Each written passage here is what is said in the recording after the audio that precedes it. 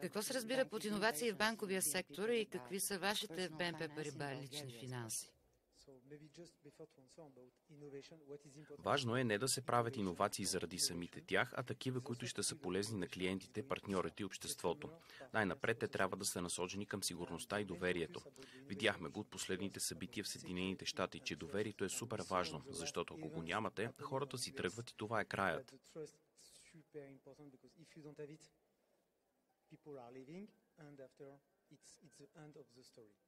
Така че първото е винаги доверие и сигурност. Това правим ние с системите за плащане.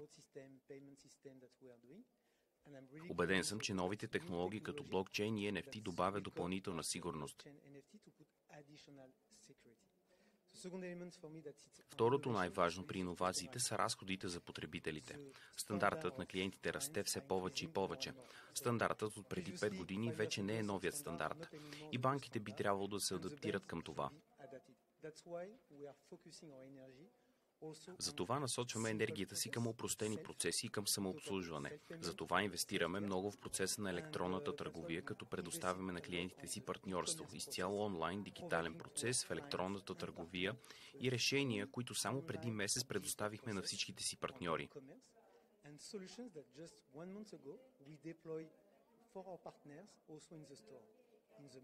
С мобилен телефон можете да правите незабавни плащания и да пазарувате. Невероятно е. Това е най-доброто предложение на пазара, но и в Европа. Защото ние се съревноваваме и с други решения в личните финанси, които предлагаме в Европа. Споменахте слона в стаята. Какво мислите като опитен банкер за доверието на потребителите в разгара на американската банкова криза, която дойде в Швейцария?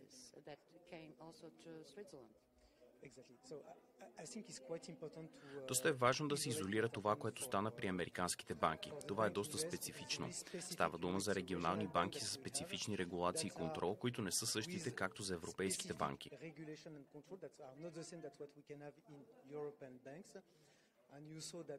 Видяхте, че управлението на активи с криптовалути не е същото, което имаме в банките в Европа. Мисля, че това, което стана, е много специфично и показва колко е важно целият банков сектор да бъде силно регулиран и под надзор.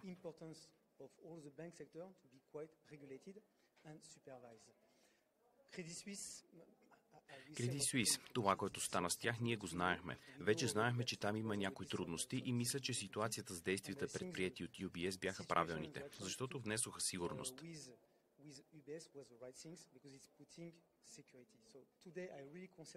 Убеден съм, че това, което се случи, е наистина изолиран случай. Бяха взети действия. Бяха предприяти действия и се правят анализи. Не виждаме никакви последици, както стана през 2008 година. Беше изпратено силно послание. Бяха извлечени уроци от миналото.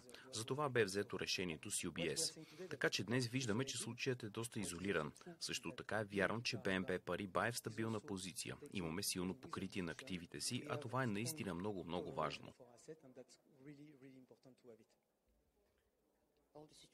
Как очаквате да се развива ситуацията? Може би ще се успокои или очаквате цикъла на повишение на лихвите от централните банки да засили започналия процес?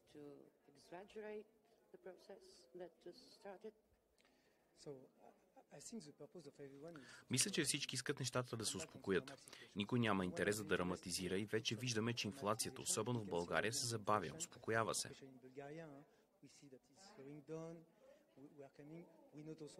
При финансирането и оценките бяха взети мерки. Знаем, че има забавяне. Това е нормално.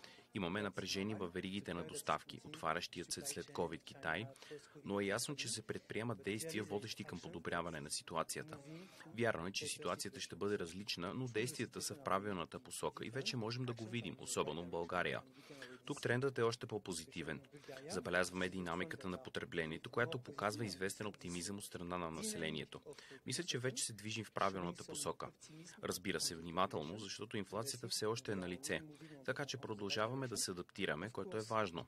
Адаптираме към развитието на ситуациите, което наблюдаваме на пазара.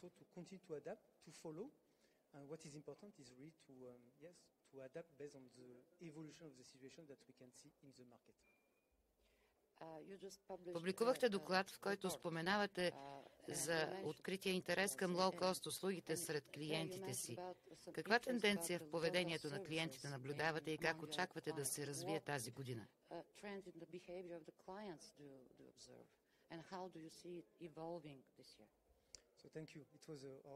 Това е нашата обсерватория 2023, доклад, който в България правим от 6 години. И в него анализираме новите очаквания за потреблението на европейците, но и на българите.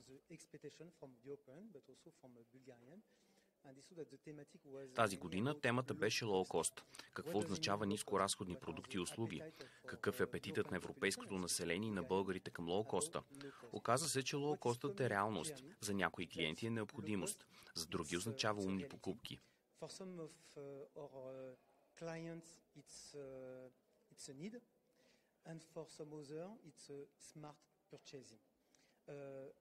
двата случая обаче виждаме, че се задава нова тенденция.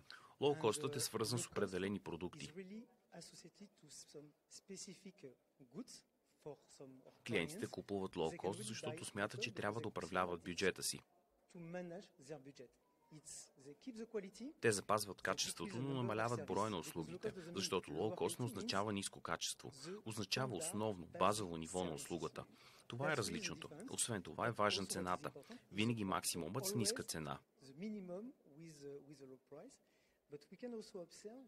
Също така забелязахме, че някои определени услуги, особено в електрониката, е по-различно. Хората наистина очакват качество. Качество по отношение на енергията, по отношение на продукта. Зависи от продукта. Всичко започна с полетите, нали?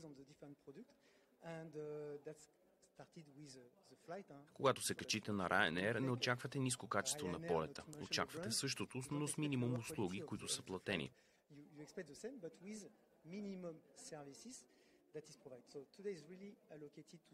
Така че става въпрос за лоу-кост при определени продукти.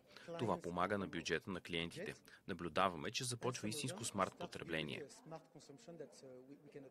Можем ли да имаме лоу-кост финансови услуги? Днес мисля, че лоу-кост е минимална услуга, а основната ни услуга е винаги качествена. Смятам, че в банковия сектор винаги има качество, доверие и сигурност. Това е основното, което трябва да правим. Но е вярно, че се подкрепя с ценова политика, развитие и услуги.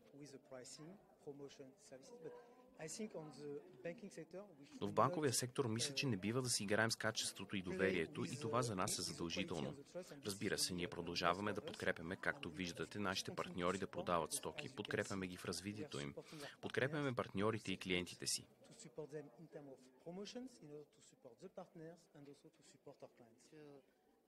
Предстои ви продажба на друга компания. Какво ще стане с вашите служители?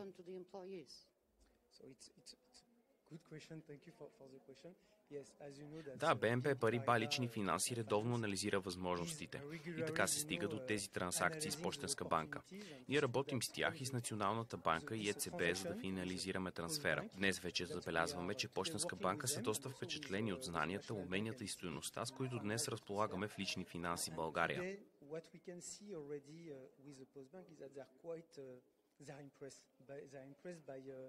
By the knowledge, the skills and the value that we have today in PF Bulgaria. PF Bulgaria, it's БНП Париба лични финанси в България означава 20 години опит и познаване на пазара. Също така и 15 години международен опит. Днес явно посоката и ориентацията на Пощенска банка е да запази тази стойност, да запази хората.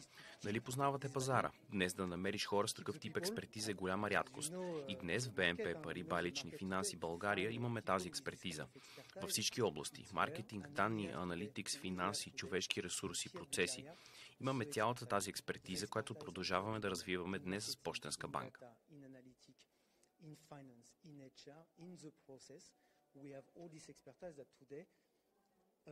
We continue to develop with Postbank.